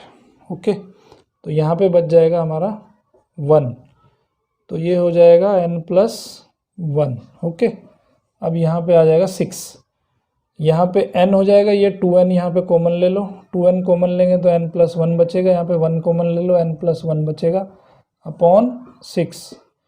अब यहाँ पे n प्लस 1 कॉमन आ जाएगा तो क्या बचेगा, n into n plus 1 2n plus 1 upon 6। तो ये किसकी वैल्यू आ गई, summation k is equal to 1 to n k square. ठीक है, तो इस तरह से हमने क्या देखा कि हमने फाइंड कर दिया इसके स्क्वायर का एडिशन, 1 से लेके और n का अगर स्क्वायर कर दें हम नंबर्स का, सो हमने इन सब का एडिशन यहाँ पे फाइंड कर दिया, 1 square 2 square 3 square up to n square, so that is equal to n into n plus 1 2n plus 1 upon 6। ठीक है, तो ये हो गया आपका स्पेशल टाइप का एक सीरीज। अब दूसरा हम पढ़ेंगे कि अगर क्यूब का फंक्शन कहीं पे दिया हो, क्यूब में क्या होगा, तो क्यूब का फंक्शन कैसा बन जाएगा वो भी देख लेते हैं एक बार। ओके, ये सब मिटा देते हैं, बोर्ड बहुत भर गया, सब के सब मिटा देते हैं। अभी हम पढ़ेंगे क्यूब के बारे में कि 1 क्यूब प्लस 2 क्यूब। तो उससे पहले जैसे हमने यहाँ पे ये फॉर्मूला अप्लाई किया था ट्रिक अप्लाई करी थी, उसी प्रकार से यहाँ पे एक ट्रिक हम अप्लाई करेंगे, k+1 का होल 4 माइनस k4। ठीक है, इसका एक्सपेंशन आप बाइनोमियल थ्योरम से फाइंड कर सकते हो या k+1 का 2 बार होल स्क्वायर करके फाइंड कर सकते हो। तो यहाँ से इक्वल टू मैं डायरेक्टली लिख देता हूँ 4k³ plus 6k² plus 4k और प्लस 1 आ जाता है। ठीक है, तो सिमिलर फैशन में हम क्या करेंगे, यहाँ पे k की वैल्यू 1 2 3 पुट करते चले जाएंगे। सो k की वैल्यू हम पुट करेंगे 1 2 3 एंड अप टू n। तो ये क्या बन जाएगा, देखो वो पहले वाला समझ में आ गया तो ये तो बहुत ईजी है। k की वैल्यू यहाँ पे रखनी है हमें 1 2 3, तो k की वैल्यू रखेंगे यहाँ पे, तो ये हो जाएगा 2 to the power 4, 2 to the power 4 minus 1 to the power 4 is equal to 4 into 1 cube plus 6 into 1 square plus 4 into 1 plus 1। अब k की वैल्यू 2 रखेंगे तो 2 के रखने के बाद आ जाएगा 3 to the power 4 minus 2 to the power 4 is equal to 4 into 2 cube 6 into 2 square 4 into 2 plus 1। ठीक है, इसी तरह से जब k की वैल्यू 3 रखेंगे तो ये हो जाएगा 4 to the power 4 minus 3 to the power 4 is equal to 4 into 3 cube 6 into 3 square 4 into 3 plus 1। जब यहाँ पे n रखेंगे तो ये हो जाएगा n प्लस 1 की power 4 minus n to the power 4 is equal to 4 into n cube plus 6 into n square plus 4 into n plus 1। अभी सिमिलर फैशन में हम इसको ऐड कर देंगे। ऐड करने पे क्या देखेंगे हम, देखो ये इससे कैंसिल हो गया, ये इससे कैंसिल हो गया, ये इससे कैंसिल हो गया। तो इस तरह से देखोगे आप कि ये क्रॉस में सारे कैंसिल हो जाएंगे। तो क्या बचेगा, n plus 1 to the power 4 minus 1 to the power 4 यानी कि 1 बचेगा इज इक्वल टू, यहाँ पे 4 सब में कॉमन आ जाएगा तो क्या बचेगा 1 क्यूब प्लस 2 क्यूब। मैं इसको शॉर्टकट में लिख देता हूँ, k is equal to 1 to n और k क्यूब। ठीक है, प्लस 6 इंटू इसकी वैल्यू हम ऑलरेडी फाइंड कर चुके हैं 1 square 2 square 3 square n square. तो इसकी वैल्यू कितनी आई थी, n into n plus 1 2n plus 1 upon 6 आई थी, है ना, प्लस 4। यहाँ पे बचेगा 1 2 3 प्लस इसका एडिशन ऑलरेडी फाइंड कर चुके हैं n into n plus 1 by 2। और 1 कितनी बार ऐड हो रहा है, 1 हो रहा है n टाइम्स ऐड हो रहा है। ठीक है, 6 से 6 कैंसिल, 2 से यहाँ पे 2 आ जाएगा। तो अभी क्या करना है, सिर्फ हमें सिंपली कैलकुलेशन करनी है इसमें। ठीक है, तो कैलकुलेशन करते हैं इधर, यहाँ देख लो अभी और हो जाएगी यहाँ पे। तो हम इसको जो है इसको एक तरफ रखते हैं, बाकी सबको इधर उठा के ले आते हैं। तो ये बनेगा 4 summation k is equal to 1 to n k cube is equal to, calculation थोड़ी ज़्यादा है इसमें, n plus 1 to the power 4 minus 1 और ये हो जाएगा minus n into n plus 1 2n plus 1 और प्लस 2 इंटू n प्लस 1 और प्लस n। ओके, तो अभी क्या करेंगे हम, इस पार्ट को ओपन कर लो बाइनोमियल थ्योरम से। तो बाइनोमियल थ्योरम से जब हम इसे ओपन करेंगे तो क्या बनेगा, n to the power 4 plus 4n cube plus 6n square plus 4n और प्लस 1 बनेगा और यहाँ पे है आपका माइनस 1, तो इससे कैंसिल हो जाएगा। ये बनेगा minus n into n plus 1 2n plus 1 और plus 2n into n plus 1 और प्लस n। ठीक है, अब यहाँ पे क्या देख रहे हो आप, सब के सब में n कॉमन आ जाएगा। ठीक है, तो n कॉमन आने के बाद में जो यहाँ पे कुछ कट जाता है काट लो। ओके, उसके बाद जो आपका कैलकुलेशन करोगे, कैलकुलेशन करने के बाद में मैं डायरेक्टली लिख देता हूँ, इसमें क्या बचेगा, n to the power 4 plus 2n cube plus n square बचेगा। ठीक है, सिंपल कैलकुलेशन है, वो आराम से कर सकते हो आप। ओके, इसके बाद इसको लिख सकता हूँ मैं, यहाँ पे n स्क्वायर कॉमन आ जाएगा। n स्क्वायर कॉमन आने के बाद क्या बचेगा, n square plus 2n plus 1। इसको क्या लिखा जा सकता है, इसे लिखा जा सकता है n इंटू n प्लस 1 का होल स्क्वायर। तो यहाँ पे क्या देख रहे हो आपके, summation k is equal to 1 to n और k क्यूब। अब मैं इस 4 को भी यहाँ पर इसके साथ ही ले आता हूँ, ये n स्क्वायर है तो इज इक्वल टू हो जाएगा n square into n plus one का होल स्क्वायर अपॉन 4। तो मैं इसको क्या लिख सकता हूँ, इसको लिख सकता हूँ n into n plus one by 2 का होल स्क्वायर। ठीक है, और ये किसके बराबर है, ये समेशन k के बराबर है। तो इसका मतलब क्या है कि summation of k is equal to 1 to n, k cube की वैल्यू ये आ गई, और summation k is equal to 1 to n k cube की वैल्यू ये आ गई। ठीक है, तो ये थोड़ी सी कैलकुलेशन बहुत लेंदी है इसकी, बट एग्ज़ाम में पूछा जा सकता है, बहुत बार पूछा गया है, बहुत इम्पोर्टेंट है। ओके, अभी करेंगे इसी पे बेस्ड हम एग्जाम्पल नंबर 19। ये आखिर पढ़ने का हमारा मकसद क्या है, मकसद ये है कि कभी कभी आपको जो है कुछ स्पेशल टाइप की सीरीज़ दे दी जाती है, ना वो एपी होती है ना वो जीपी होती है, तो आपको उसको एपी और जीपी बनाना पड़ेगा। ठीक है, तो वो कैसे बनेगी वो थोड़ा देख लेते हैं। एग्जाम्पल नंबर 19 ले लेते हैं, इस पे बेस्ड है एग्जाम्पल नंबर 19 में कह रहा है find the sum to n terms of the series. एक सीरीज आपको दी है 5 + 11 + 19 + 29 + 41। तो ना ये सीरीज एपी है ना ये सीरीज जीपी है, तो यहाँ पे Sn लिख सकता हूँ मैं, Sn इज इक्वल टू 5 + 11 + 19 + 29 + 41। लेकिन एक दूसरा तरीका भी है Sn को लिखने का। Sn को लिखने का दूसरा तरीका क्या है कि Sn इज इक्वल टू, मैं एक टर्म थोड़ा आगे बढ़ा के लिख देता हूँ, 5 + 11 + 19 + 29। ठीक है, इस तरह से मैंने ये टर्म्स अरेंज कर दी। तो यहाँ पे कहीं जाके लास्ट में an होगी, उससे पहले an-1 होगी, यहाँ पे एक टर्म पहले आ जाएगी an-1, और यहाँ पे सबसे लास्ट में आ जाएगी आपकी an। ठीक है, अब हम क्या करेंगे, इसको माइनस कर देते हैं। तो माइनस करेंगे तो क्या होगा, Sn माइनस Sn कितना हो जाएगा, 0 हो जाएगा।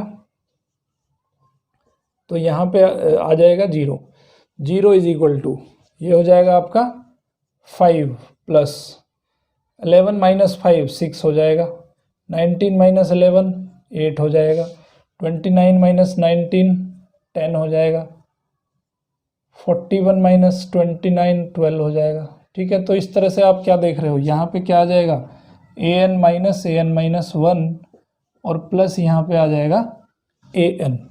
ठीक है, ओके, अभी आपने देखा कि इस तरह से आपने इस टर्म्स को कन्वर्ट कर लिया, लेकिन माइनस है तो माइनस का मतलब क्या है कि माइनस यहाँ पे an आ जाएगा। ओके, तो अब क्या करेंगे, देखो ये कितनी टर्म्स हैं, ये यहाँ से लेके 5 से लेके और यहाँ तक कितनी टर्म्स हैं, n टर्म्स हैं। ये सारी की सारी कितनी टर्म्स हैं, ये टर्म्स हैं आपकी n टर्म्स। ओके, तो अगर ये वाली टर्म्स मैं ले लूँ, ये वाली टर्म्स कितनी बनेंगी, 5 को छोड़ दिया मैंने क्योंकि 5 के साथ कॉम्बिनेशन नहीं बन रहा। तो ये वाली टर्म्स अगर ऐड करें हम 6 8 10 12, ये किस में है, ये टोटली सारी की सारी किस में है, एपी में है। और कितनी टर्म्स हैं, ये n-1 टर्म्स हैं ये टोटल, क्योंकि इसको लगा के यहाँ तक n थे और हमने 5 उसमें से निकाल दिया, तो ये टर्म कितनी होगी, n-1 टर्म्स हो गई।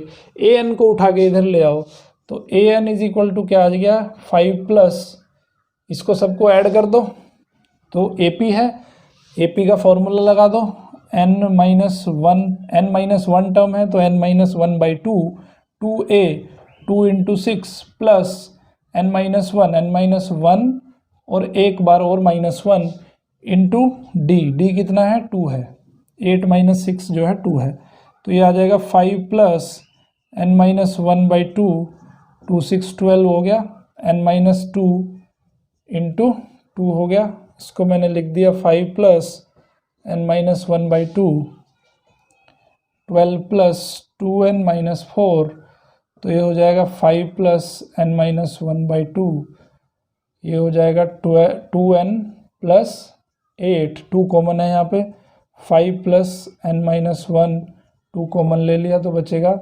n+4 अपॉन 2, 2 से 2 कैंसिल हुआ, तो ये क्या आ गया, 5 प्लस n-1 इंटू n+4। तो ये आ गया आपका nth टर्म। ये जो सीरीज़ है, ये जो सीक्वेंस है, इसका nth टर्म क्या आ गया, 5 प्लस n-1 इंटू n+4। 4 आ गया। तो किसी भी सीरीज़ का अगर हमें nth टर्म फाइंड करना है तो इस तरह से फाइंड करते हैं, जो ना तो AP में हो और ना GP में हो, ठीक है। तो इसको सोल्व करेंगे हम, तो आ जाएगा आंसर हमारा n² + 3n + 1। तो हमने इसका an फाइंड कर लिया।